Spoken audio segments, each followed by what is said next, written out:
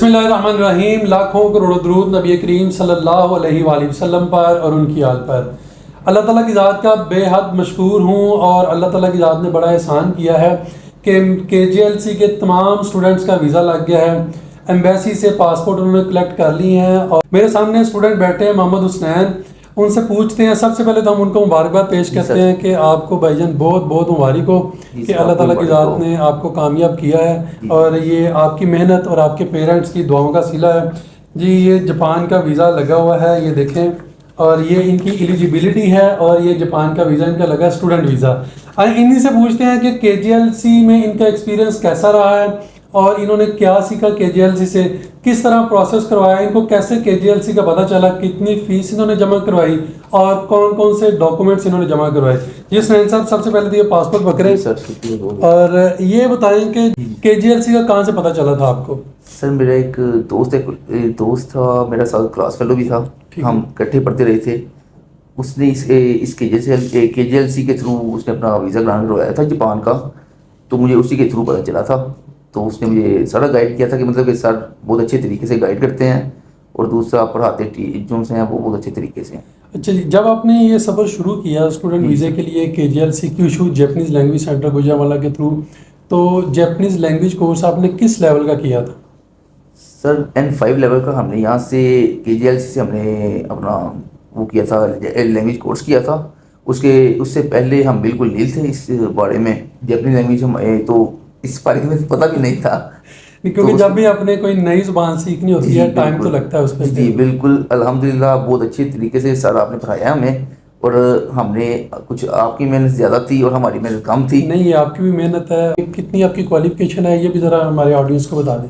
जी sir मेरा 2020 का मेरा BCom था, ग्रेजुएशन थी, और उसके बाद मैं 3 साल का मेरा गैप था। आपके होते हुए भी आपका वीज़ा लग गया?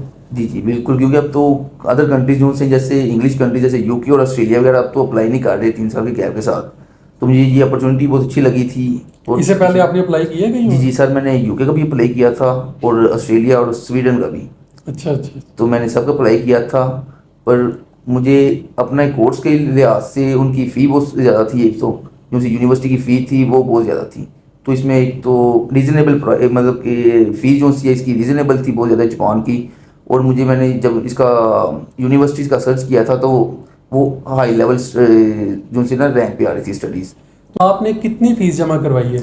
जी सर, यूनिवर्सिटी की जो सी हमारे कोर्स की फ़ीस थी वो 8,30,000 येन थी, और एक साल की? एक साल की, ठीक है। और उसमें हमने हॉस्टल भी लिया यूनिवर्सिटी का 6 माह का, तो वो टोटल इंक्लूड करके वो 11,23,000 येन हुई है। तो पाकिस्तानी रुपीज़ में कितनी फ़ीस आपने जमा करवाई? तो सर वो मैंने पाकिस्तानी रुपीज़ में 21 लाख तकरीबन 54,000 रुपये मैंने जमा करवाई है। 21.5 लाख की फीस जमा हुई। जी। तो क्या ये फ़ीस KJLC वालों ने आपसे ली थी कि या फिर आपने अपने बैंक के थ्रू जमा करवाई है? नो सर, मैंने अपने स्पॉन्सर के बैंक के थ्रू, अपने जो सर मेरा स्पॉन्सर था भाई था मेरा, उसी के थ्रू मैंने उसी के बैंक के अकाउंट के थ्रू मैंने ये बाकायदा ऑफिशियल यूनिवर्सिटी के ऑफिशियल अकाउंट में मैंने ट्रांसफ़र करवाई थी। अच्छा, डॉक्यूमेंट्स की हम बात कर रहे थे, तो डॉक्यूमेंट्स जो आपने जो उसकी वेरिफिकेशन करवाई थी वो कहाँ से करवाई थी? जी सर, मैंने अपने मैट्रिक और इंटर की जो सी डिग्रीज थी वो मुतलका बोर्ड से और IBC से वो टेस्ट करवाई थी, और जो सी मेरी डिग्री थी BCom की वो मैंने HEC से करवाई थी। उसके बाद मोफा से सारी डिग्रीज। और जो आपकी बैंक स्टेटमेंट है वो आपने कितनी, यानी कि वो जब डॉक्यूमेंटेशन हमारी हो रही थी कितनी आपने हमें जो बैंक स्टेटमेंट वो दी थी? जी वो मैंने आपको आई थिंक 3.5 मिलियन की दी थी। 3.5 मिलियन जी। डॉक्यूमेंट्स हैं ये हम लेते हैं वेरीफाइड, जिसमें जो भी आपकी डिग्रीज़ हैं, चाहे वो मैट्रिक, इंटर है, बैचलर्स, मास्टर्स है, जो आपकी मैट्रिक और इंटर की है वो हम वेरीफाइड लेते हैं IPCC से और मोफा से। जो बाकी आपकी मास्टर्स की हैं, बैचलर्स की हैं, वो HEC और मोफा से वेरीफाइड होनी चाहिए। बैंक स्टेटमेंट आपके स्पॉन्सर की होनी चाहिए। ये बताएं कि जो आपका स्पॉन्सर था वो कौन था? मेरा बड़ा भाई था। बड़ा भाई था, ठीक है। तो आपने जो ये सारा प्रोसेस किया, ये आपका कितना टाइम लग गया एलिजिबिलिटी आते हुए? सर जब से मैंने क्लास मतलब कि अपना कोर्स स्टार्ट किया था, 3 माह का तो कोर्स था, उसके बाद ही वैसे कंडक्ट होते हैं इंटरव्यू, पर हमें ज़रा जल्दी टाइम मिल गया था, तो इसी वजह से हमारा कुछ टाइम कम लगा है, इतना टाइम नहीं लगा। 6 माह में हमारा तकरीबन टोटली कंप्लीट हो गया हमारा। आप जा रहे हैं, तो वहाँ पे जाके आपका क्या करने का प्लान है? क्या आप अपनी स्टडी को कंटिन्यू करेंगे या स्टडी के बाद जो है आपको जॉब करना चाहते हैं वहाँ पे? जी सर, क्योंकि जापान एक ऐसा कंट्री है, वहाँ पे तो अपॉर्चुनिटीज़ बहुत ज़्यादा हैं, तो उधर सबसे कंपलसरी तो यही है कि हमारी लैंग्वेज आनी चाहिए हमें। ठीक है। तो इंशाल्लाह मैं अपनी लैंग्वेज को कंटिन्यू रखूँगा उसमें, और उसके बाद मैं अपना जो से फर्दर जो सा अगर मैं ज़्यादा किसी हाई रैंक की किसी जॉब के लिए इंशाल्लाह मैं फर्दर कंटिन्यू करूँगा अपनी स्टडी को।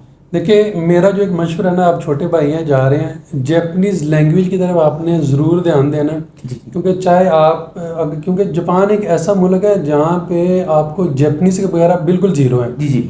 आपको जैपनीज़ आती होगी तो आपको आपकी जो है वो डिज़ायर है, जो आपकी होप है, उसके मुताबिक उसके अकॉर्डिंग जॉब भी मिल जाएगी। और अगर आप फर्दर स्टडीज़ में जाना चाहते हैं तो मास्टर्स में, क्योंकि आपका पहले बीकॉम है, जी जी बिल्कुल, तो अगर आप वहाँ पे एमबी एमकॉम या कोई भी बिज़नेस की फील्ड में स्टडी करना चाहते हैं हाई लेवल की, तो अगर आपने जैपनीज़ लैंग्वेज अच्छे तरीके से की होगी तो आपके पास अपॉर्चुनिटीज़ होंगी। चाहे आप इंग्लिश यूनिवर्सिटीज़ में चले जाएँ, क्योंकि वहाँ पे इंग्लिश यूनिवर्सिटीज़ भी हैं, या आप जैपनीज़ यूनिवर्सिटीज़ में चले जाएँ, जैपनीज़ लैंग्वेज के बाद आपके पास ये अपॉर्चुनिटी होगी। और जैपनीज़ सीखने के बाद आपको ये भी एडवांटेज है, क्योंकि आपका चलें बैचलर्स है, आपका ड्यूरिंग स्टडी भी वीज़ा चेंज होने के चांसेस हैं, लेकिन ये डिपेंड करता है यूनिवर्सिटी के ऊपर कि वो आपको परमिशन देते हैं कि नहीं देते। क्योंकि हमारे पास बहुत से केसेस ऐसे भी हैं जिनमें ड्यूरिंग स्टडी स्टूडेंट्स के वीज़े भी चेंज हुए हैं, लेकिन उनके पास बैचलर्स था, बैचलर के बाद आपके पास ये अपॉर्चुनिटी होती है। तो आपको फिर अगेन बहुत बहुत मुबारक हो, आपने अपने जो व्यूज़ हैं वो शेयर किए ऑडियंस के साथ। चले, इससे एक तो ये सिलसिला हमने इसलिए शुरू किया है कि जो हमारे स्टूडेंट्स हैं कम से कम वो अपना फीडबैक दें कि किस तरह से उन्होंने यहाँ से प्रोसेस शुरू किया और उनके वाकई हकीकत में कितने पैसे लगे हैं और जापान में है फ़ीस कितनी है।